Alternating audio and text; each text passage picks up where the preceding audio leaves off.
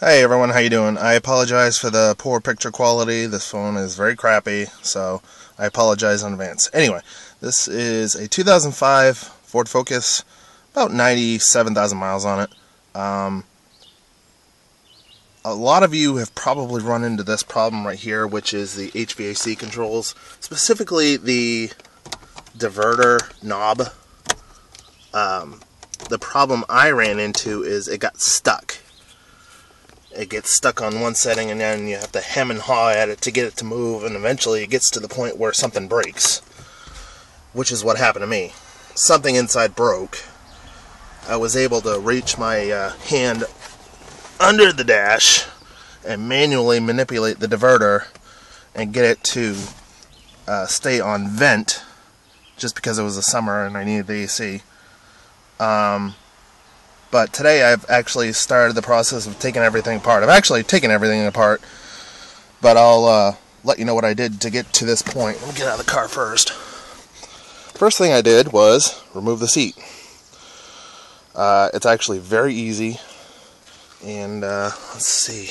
It was a Torx bit, a very large Torx bit. It's a T50.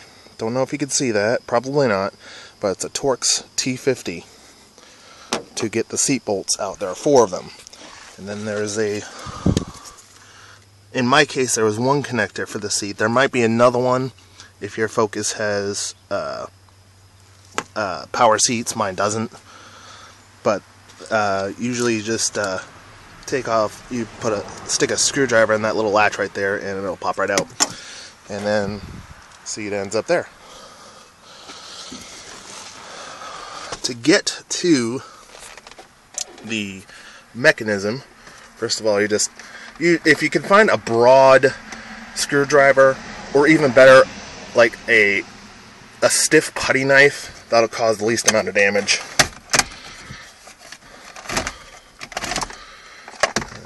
I've already unplugged a lot of this stuff, but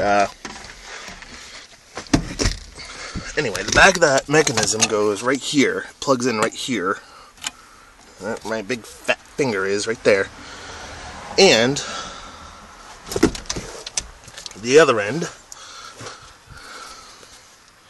is underneath this panel. It's an 8mm bolt, and there's 4 of them. One there, one down there, one down there. I'll just undo this bolt here.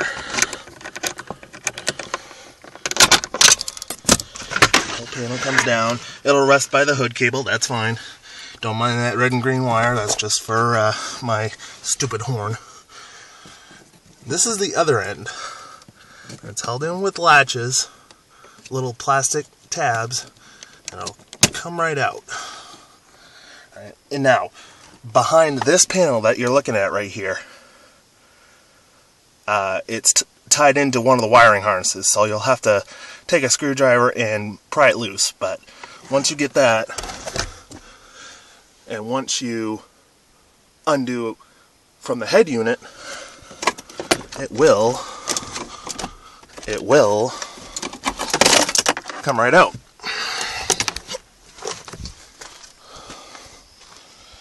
And this is it right here. And if you look closely, from all that work in the dial trying to get it to work, it's stretched the cables, and I'm sure either on this end or on that end it's probably broken.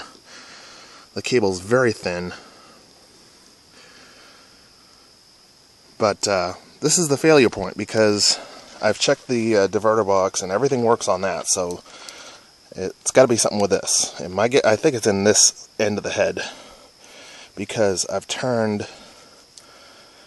this portion right here by hand, and the cables on this end did absolutely nothing. So I think this is the failure point right here.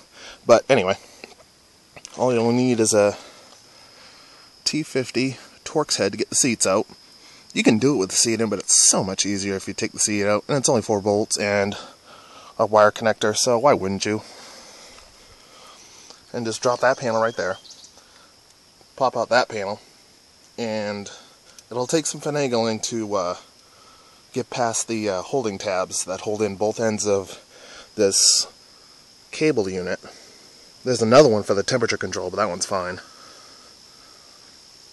But once you get past that, head over to Rock Auto, Napa, CarQuest. Should be able to get you one pretty cheap. I haven't been online yet, so I don't know how much this costs. But I'm about to hop online right now and get me one, because it's kind of annoying just having vents. Especially if it's a cooler morning and I can't use my defroster. It kind of stinks. But anyway, any questions, leave them in the comments box.